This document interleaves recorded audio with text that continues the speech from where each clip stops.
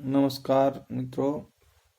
हमारा आज का सब्जेक्ट है, विषय है फार्मेसी स्टोर मैनेजमेंट।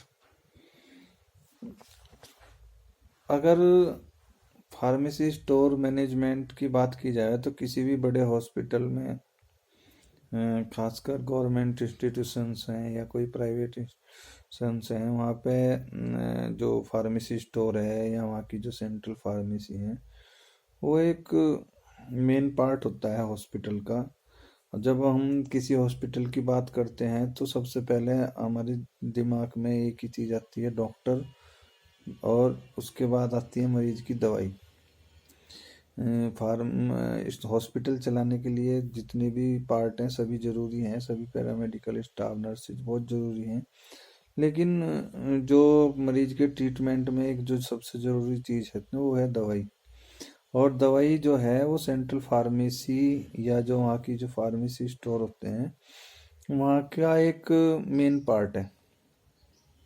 वो जो किसी भी हॉस्पिटल को चलाने के लिए जो अगर सबसे ज़रूरी चीज़ों में देखी जाती हैं तो वो दवाई होती हैं। तो जो भी जितने भी गवर्नमेंट इंस्टीट्यूशंस हैं, कोई चाहे वो ऑटोनोमस बॉडी हैं या मेडिकल कॉलेज हैं या कोई बड़े हॉस्पिटल्स हैं, तो उनमें सबसे मेन ज़रूरी है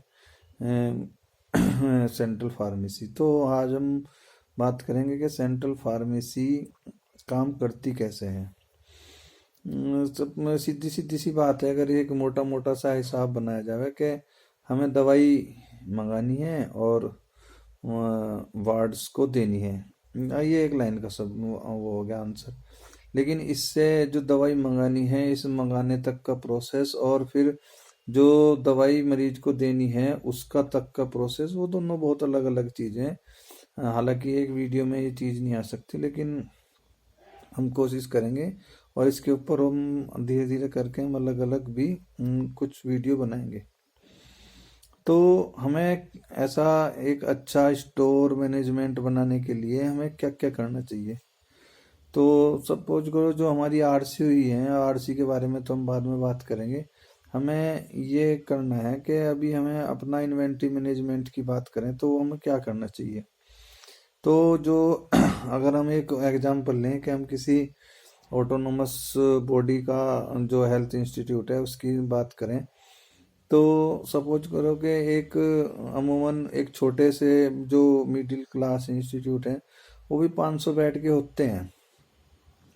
तो उसका एक प्रोसीजर होता है कि एक हम सेंट्रल फार्मेसी एक परफॉर्मा तैयार करती है डिमांड के लिए, जिसके बिहाफ पे हम फिर पूरे हॉस्पिटल की डिमांड तैयार करते हैं। तो अभी बहुत सारे हॉस्पिटल्स में सॉफ्टवेयर सिस्टम भी लागू हो गया है, कुछ जगह नहीं भी है। तो डिमांड का ये है कि हमने पिछले 3 मंथ की में किसी डिपार्टमेंट ने क्या डिमांड मंगाई थी, उसमें उसका कितनी कब उन्हें हमने इशू की थी, उसके यहाँ पे फिर हम एक कैलकुलेशन करते हैं कि आज की डेट में हम कितनी यूज कर चुके और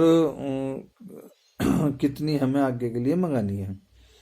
लगभग वार्ड हमें जब अपनी नई डिमांड के लिए कहता है कि जब उसके पास उसका दवाई का 70% कोटा खत्म हो चुका होता है। ये बात हम उन हॉस्पिटल्स के बारे में कर रहे हैं जहाँ पे अभी सॉफ्टवेयर सिस्टम चालू नहीं हुए हैं। तो उसमें एक परफॉर्मा होता है कि मेडिसिन का नेम, फिर उसकी स्ट्रेंथ, फिर हमने वो कब मंगाई थी और हमने उन्हें कितनी इशू की थी, आज की डेट में कितनी कंज्यूम हो गई है, कितनी बची है। तो एक रेशो आ गया कि लास्ट अगर हम 3 मंथ की बात करें कि लास्ट 3 मंथ में इतना सामान हमारा कंज्यूम हो गया है और अगले 3 मंथ के लिए हमें इतना चाहिए, तो हम उसके हिसाब से वो वो बनाते हैं।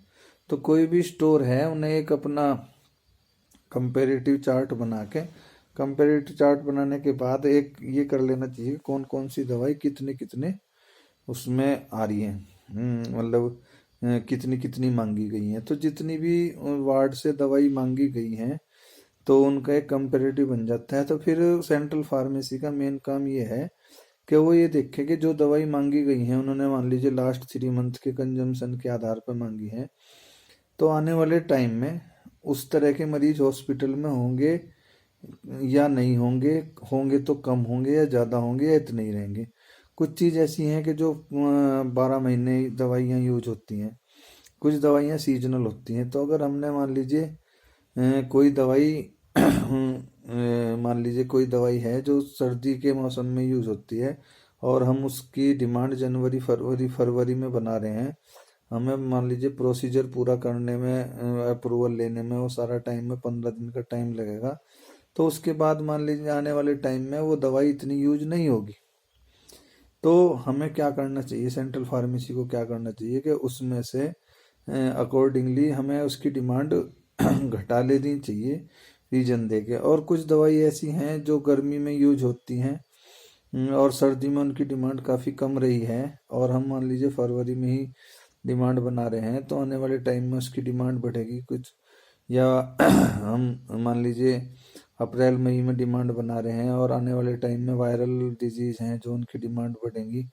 तो उसमें हम जो हमने कंपेरेटिव बनाया है, हम उसमें 10 से 20% दवाई का बढ़ा भी सकते हैं।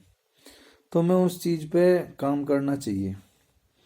और उसके बाद एक बनाने के बाद हमें एक कंपेरेटिव बनाने के बाद एक फाइनल सीट बनाते हैं जिसके आधार पे हम अप्रूवल लेते हैं उसका।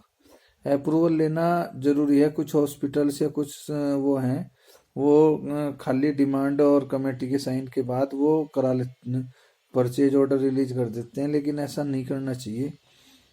इसका एक हर हॉस्पिटल का एक प्रोसीजर होता है अप्रूवल का। तो हर फार्मेसी को वो नोट सीट पे अप्रूवल जरूर लेना चाहिए। उसका एक रीजन रहेगा कि जो फार्मासिस्ट हैं, जब वो अकाउंट अपने संबंधित अधिकारी के पास जाएगी, अकाउंट के पास जाएगी, एडमिनिस्ट्रेशन के पास जाएगी, वहाँ से फिर कॉम्पिटेंट अथॉरिटी से पास होकर आएगी, तो उसमें जब वो बहुत सारी जगह कमेंट होंगे वो होंगे, तो उसका हमें लाभ मिलेगा। लाभ ये मिलेगा कि कल को अगर जो भी कोई ऑडिट क्वेश्चन होते हैं तो वो उसमें बहुत सारी चीज़ पहले ही उसका ऑडिट हो गया, उस डिमांड का वो ऑडिट होने के बाद वो पास हो चुकी होगी, उस टाइम पे वो चीज़ ख़त्म हो चुकी होंगी। तो उसमें जो फार्मासिस्ट डिमांड बना रहे हैं तो उनका भी एक तरह से कहना चाहिए कि जिम्मेदारी या वो उनकी वो कम होगी।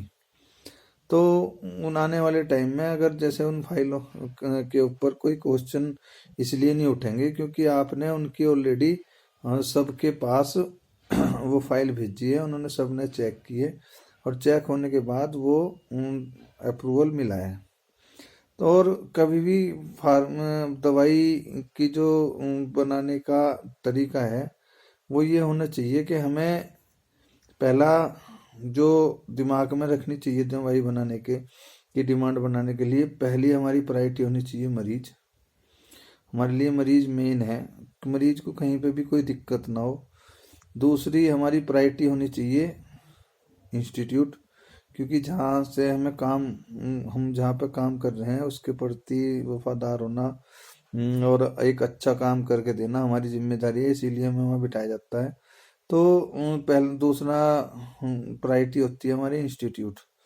तो हमें इन प्रायोरिटी को देखते हुए अगर हम डिमांड बनाएंगे तो मुझे नहीं लगता कि उस पर कोई क्वेश्चन उठेगा।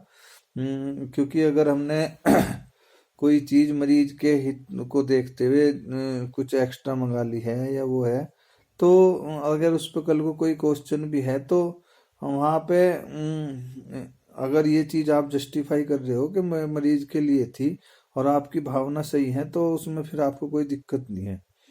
तो मेरा तो यही है सबसे कि हमेशा जब डिमांड बनाई जाए तो दो ही चीज़ होनी चाहिए। एक पहली प्रायोरिटी मरीज होना चाहिए और दूसरी प्रायोरिटी होना चाहिए इंस्टीट्यूट।